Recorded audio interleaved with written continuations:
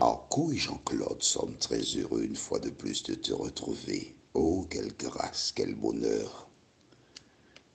Aujourd'hui, notre thème est Par un seul homme. Et les références se trouvent dans Romains chapitre 5, verset 12 et 1 Jean 3, verset 4. Romains 5, verset 12 et 1 Jean 3, le verset 4. Juste avant d'aborder notre thème, tournons nos regards vers Dieu, car c'est lui seul qui peut nous aider à comprendre la parole et la sceller dans nos cœurs.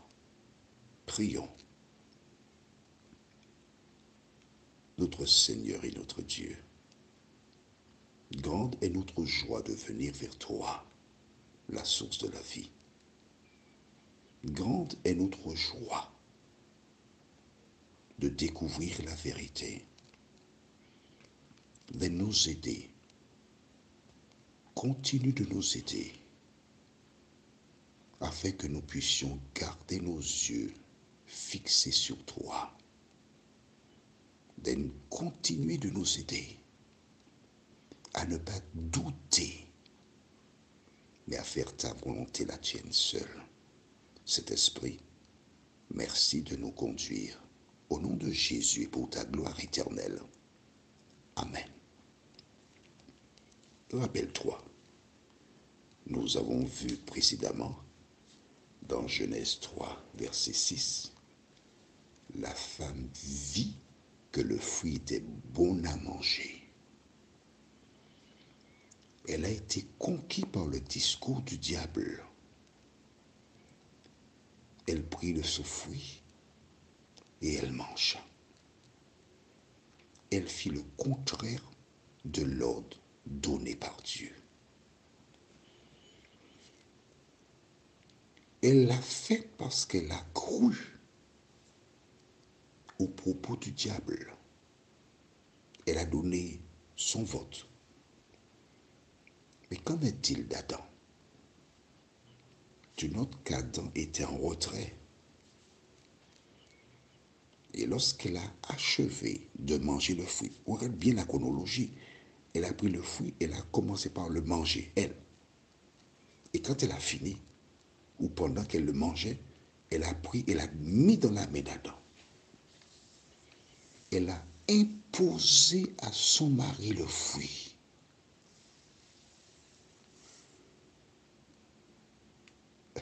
Je profite pour saluer une amie qui se trouve en Amérique du Sud. Je n'ai rien contre les femmes. Non, il ne faut pas dire que j'ai quelque chose, j'accuse les femmes. Non, c'est l'histoire. C'est l'histoire, on ne peut pas changer le cours de l'histoire. Adam s'est trouvé dans ce dilemme. Pourquoi? Rappelle-toi, nous avons vu. Au départ, Dieu a créé les animaux par couple, mais lui, il n'avait pas de compagne. Dieu emmena les animaux et c'est lui qui les nomma. Mais en les nommant, il chercha à travers les animaux une compagne, mais il n'en trouva pas. Essaie d'imaginer, tous les animaux passent devant lui, il les nomme, mais chaque fois il dit, et moi, et moi, et moi. Et il n'y a rien pour lui. Quand finalement Dieu lui amène Ève, aïe, aïe, aïe, aïe, aïe, aïe, aïe, aïe, aïe, son sang a fait un tour. Il a été conquis. Il n'a même pas demandé à Dieu. Il n'y a pas d'autre? Non, non, non, non, non, non. Ce modèle-là me convient. Pourquoi? Parce que Dieu lui a donné une femme sur mesure. Quand Ève mangea le fruit, Adam a compris qu'il serait séparé de cette femme, la seule femme qu'il y avait dans le secteur. Et il a douté. Eh oui, le diable a fait douter Ève pour qu'elle mange le fruit, mais lui, il a douté. ne connaissant pas ce que Dieu pourrait faire pour lui, il a préféré manger le fruit et connaître le même sort qu'Ève au lieu d'en être séparés. Quand ils ont agi de la sorte, que s'est-il passé? Lisons dans le livre de Romains chapitre 5 au verset 12 ce qui suit. Romains 5 verset 12 déclare: c'est pourquoi, comme par un seul homme, le péché est entré dans le monde, et par le péché, la mort, et qu'ainsi la mort s'est étendue sur tous les hommes, parce que tous ont péché. Lisons à nouveau cette référence. Nous ne sommes pas pressés, nous cherchons à comprendre et à connaître la parole. C'est pourquoi, comme par un seul homme, qui est cet homme? Adam. Nous sommes d'accord? Le péché est entré dans le monde. Le péché. Ah, ce mot, il est grand. Mais quoi d'autre? Et par le péché, la mort. Et qu'ainsi la mort s'est étendue sur tous les hommes, parce que tous ont péché. Je voudrais maintenant t'imager ce que nous venons de lire. Rigobert a rencontré Philomèle. Rigobert a le sida. Philomèle a le sida. Suite à un rapport, Philomèle devint enceinte. L'enfant qu'elle mettra au monde, qu'aura-t-il? Le sida. Eh oui, il aura le sida. Le sida, c'est l'équivalent du péché. Ève et Adam, en violant la loi de Dieu, sont devenus des pécheurs. Et tout naturellement, leurs enfants sont des pécheurs, parce qu'ils ont maintenant intégré dans leur cerveau la désobéissance à la parole de Dieu. Mais le mot péché, qu'est-ce que ça veut dire? Alors attention, il y a de nouvelles Bibles qui ont remplacé la définition de péché par faire le mal. Ce n'est pas ça la définition du péché. Vois-tu, nous sommes parvenus à la fin des temps. Et le diable, pour tromper les gens, sème la zizanie, le mensonge. Dans le livre de 1 Jean, chapitre 3, verset 4, la véritable définition du péché, nous lisons: quiconque pêche transgresse la loi, et le péché est la transgression de la loi. C'est ça la définition du péché. Et pourquoi que le diable ne veut pas que tu connaisses la véritable définition? C'est pour te tromper, c'est le père du mensonge. Alors pour bien comprendre la référence du jour, nous devons aller dans Genèse 2, versets 15 à 17. Ce sont des références que nous avons déjà lues. Que dit la Bible? L'Éternel Dieu prit l'homme et le plaça dans le jardin d'Éden pour le cultiver et pour le garder.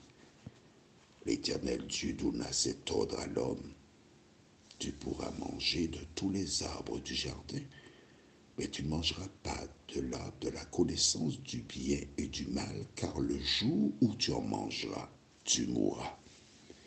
Conformément à l'ordre donné, Ève et Adam sont morts. Alors attention, le jour où tu en mangeras. Il faut savoir qu'il existe deux définitions de jour.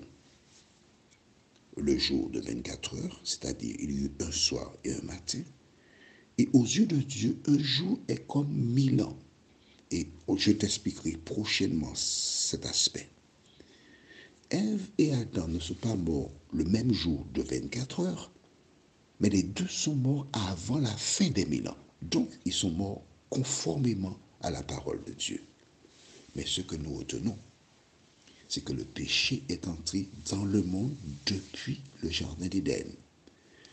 Le péché, c'est la transgression de la loi. Nous sommes d'accord? C'est exactement comme le code de la route. Avant de conduire un véhicule, on a établi des codes que l'on doit connaître. Donc le code, c'est-à-dire la loi de Dieu, existait dès le jardin d'Éden. C'est pourquoi Ève et Adam, en écoutant la voix du diable, ont violé la loi de Dieu. Et c'est pour cela qu'ils sont morts.